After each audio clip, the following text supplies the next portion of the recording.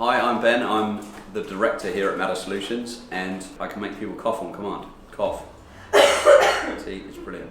Okay, so the number one thing I'd do to a website to make it better, right from the get-go, so I'd want to look in your Google Analytics. I'd go straight to a very simple audience reports right at the top on the left-hand side, and I would put in segments. So I'd go into segments and I'd say, show me the SEO traffic, the organic traffic, and show me the paid traffic. And I'd want to have a look at that. It's a bit of a, three-layer graph. If you're not doing any paid, then leave that off. And then what I'm going to do is I'm going to switch the drop down to the left-hand side, so that instead of just looking at the number of sessions that you've had over time, I also want to see what's your bounce rate like. Is your bounce rate horrific? If so, that probably needs some attention. And then what I'm going to do is I'm going to click on landing pages. I'm going to see how much traffic you get and what's your bounce rate like on your worst landing page. And you can say, okay, that's my home page. It gets a lot of bounce rate. Maybe I should look at my home page and let's look at what I can edit. Hi, my name's Sam Fields from Matter Solutions. I'm one of the CPC strategists here. My tip to make your website better is just make it very easy for people to get in touch with you. One of the biggest problems I see when I get onto a lot of websites is that they make it difficult to find the phone number or find the contact form in order for me to get in touch straight away.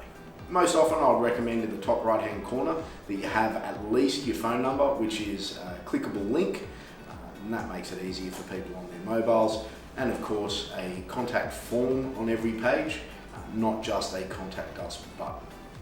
Hi, my name's Sean Cole. I'm from Matter Solutions and I am a digital marketer. My go-to tip is to look at the heading tags.